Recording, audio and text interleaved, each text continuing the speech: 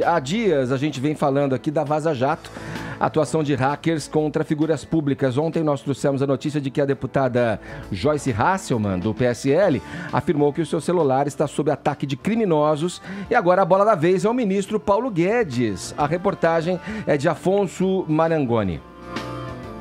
O ministro da Economia, Paulo Guedes, teve o celular hackeado nesta segunda-feira. A informação foi divulgada pela assessoria de imprensa do Ministério. Em nota, a pasta pediu para que seja desconsiderada toda e qualquer mensagem vinda do número dele e das pessoas do gabinete. Segundo a assessoria, nesta terça-feira serão tomadas as medidas cabíveis e mais informações vão ser divulgadas. Guedes iniciou uma conta no aplicativo de mensagens Telegram pouco antes do anúncio da invasão. Ele é o segundo ministro do governo Jair Bolsonaro a ter o telefone hackeado. No dia 4 de junho, o ministro da Justiça e Segurança Pública, Sérgio Moro, afirmou que teve o celular invadido. No domingo, a líder do governo no Congresso, deputada Joyce Hasselmann, do PSL de São Paulo, também disse que teve o telefone clonado. Paulo Guedes é um dos principais ministros do governo e está à frente da proposta de reforma da Previdência.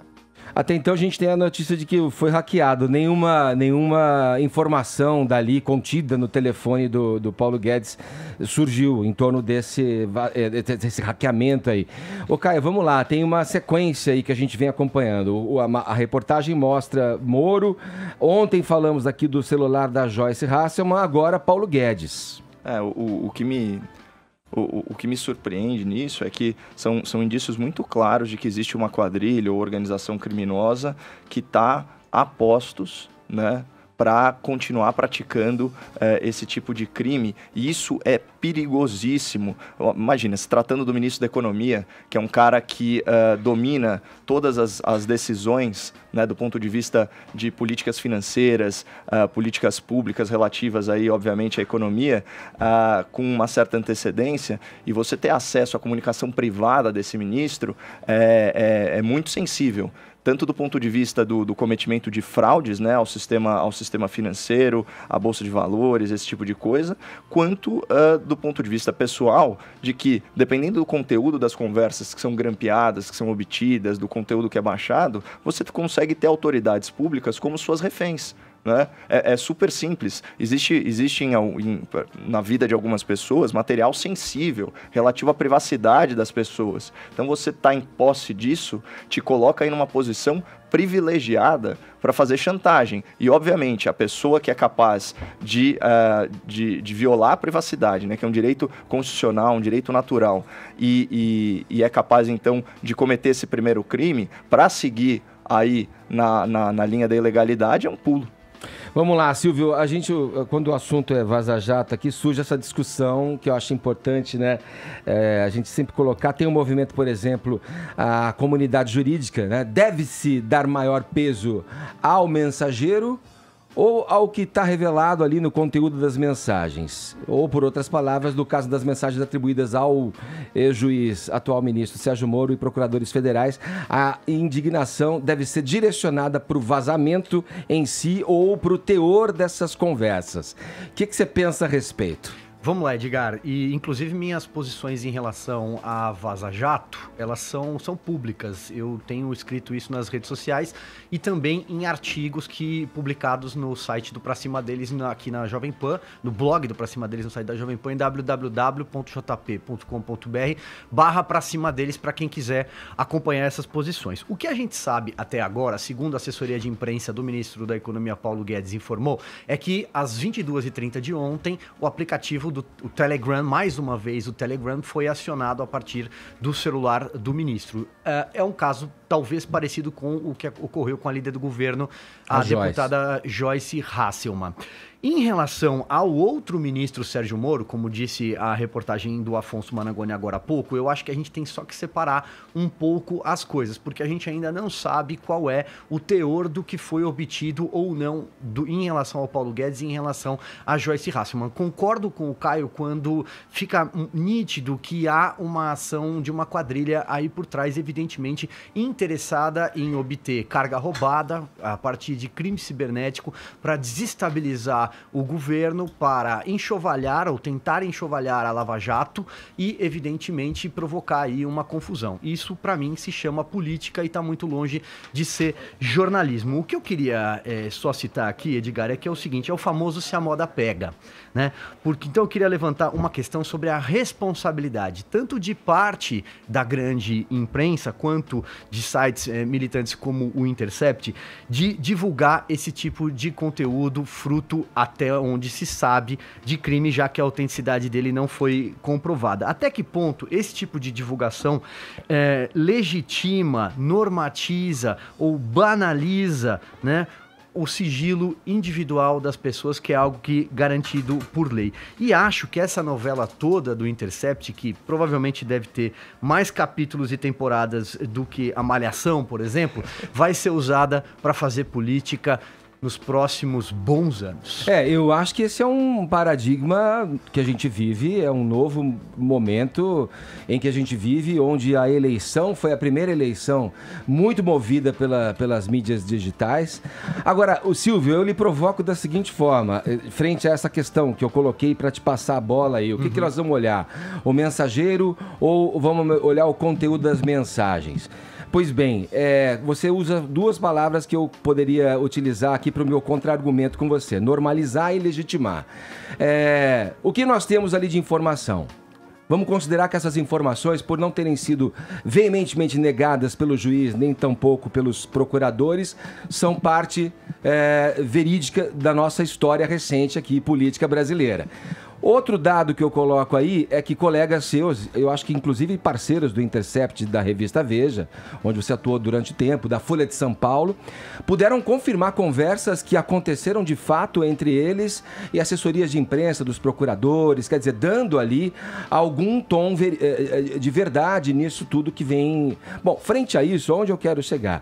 Normalizar e legitimar mensagens e ações de um juiz que por muitos juristas entendem como uma exacerbação das suas funções ali frente à justiça, né? Quer dizer, uma pessoa que adota uma postura frente ao que está sendo divulgado, aos diálogos que vimos até agora, de um líder, de um condutor dessas questões. Esse é um ponto que a gente vem de forma recorrente discutindo aqui, eu e Caio falando aqui no programa sobre isso. Quer dizer, você está falando em normalizar também e legitimar ações que muitos não consideram legítimas e nem normais dentro do meio político, né?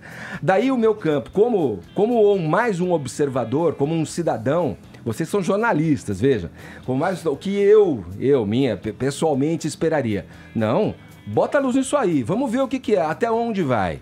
Porque eu costumo repetir, porque eu acho que isso acaba dando o entendimento para as pessoas do que eu realmente penso das coisas. Porque muita gente hoje é fácil falar, você quer, grita Lula livre logo. Eu não sou contra a Lava Jato, não sou contra o combate à corrupção e nem tampouco clamo pelo Lula livre. Mas, para mim, essas coisas que vão sendo reveladas aí pela Vaza Jato do The Intercept são um sintoma muito caro e muito importante e grave, né? Mais uma vez, para os trâmites pelos quais passam as decisões jurídicas no Brasil. No caso mais importante da política aí, né? Então eu quero ver o que acontece, porque mais uma vez eu digo, se esse que a gente está vendo aí, o Greenwald, for revelado um mau sujeito, para mim tudo bem. Tá tudo certo que a lei norteia o seu destino. Agora, se tudo isso se confirmar agora, possivelmente, com novas revelações, áudios, vai-se saber o que tem aí, que indiquem que Moro agiu de maneira realmente fora, ilícita, aí sim nós temos um problema. Essa é a minha maneira de ver. Eu vejo, porque eu te acompanho, eu vejo que não é a maneira que você conduz o teu pensamento também. Não é. Não é, mas... Você questiona o Intercept também. Você fala, exatamente. Isso não é jornalismo. Não é. Acompanha os debates que têm acontecido aqui no Morning Show. Acho eles absolutamente saudáveis nesse momento em que o próprio jornalismo combalido está mergulhado numa crise existencial, meu caro Edgar. Mas eu queria só, então, aqui, alguns pontos que você tocou para comentar. Vou começar pela sua última frase. Vai se saber o que terá. Nesses 20 anos de redação, eu aprendi alguma coisa, eu trabalhei com alguns dos melhores, tenho orgulho de dizer isso nas redações em que eu passei. Eu aprendi, os meus editores me ensinaram, Edgar, que furo, matéria-prima do jornalismo, alma do repórter não se guarda. Portanto, diante de todo esse material, se eles tiverem alguma coisa que vá além de um pecado não revelado, que é absolutamente o que foi mostrado até agora, além de conversas que, para mim, não vão além de mimimi, de fofoca, ou em alguns outros casos, daquilo que é natural da tradição do nosso direito. Não sou bacharel em direito, mas penso assim. Portanto, eu acho que se tivessem, já deveriam ter mostrado. Por isso fiz aquela brincadeira dizendo que a Vaza Jato vai ter mais fases do que a Malhação. Em relação... Você é crítico ao método, é isso que você está colocando. Exato. Em relação ao que você falou sobre os procuradores e o juiz Sérgio Moro não negarem, o juiz Sérgio Moro, ele não disse que as conversas são autênticas, ele não reconheceu a veracidade delas. O que ele disse é que alguns trechos poderiam ter acontecido, outros não, mas penso eu que diante de uma situação dessa tão grave, que poderia ser tão grave, as conversas deveriam ser periciadas para se provarem autênticas, até para que algo possa vir do ponto de vista de instrução futura, para que, se pessoas cometeram crimes, seja de ordem do sigilo funcional, como juiz, como procurador, seja quem cometeu crime cibernético, paguem por eles. E por fim, quando você fala sobre o Glenn Greenwald, e você diz assim, o seu colega jornalista, o Glenn Greenwald, eu não estou aqui para enxovalhar o Glenn, e sim criticar os métodos que ele adota. Eu não considero que o que ele esteja fazendo seja jornalismo. Eu acho que isso é militância política. Não sei se respondi todas as questões aí, pelo menos o que eu penso em relação ao que você levantou. Beleza.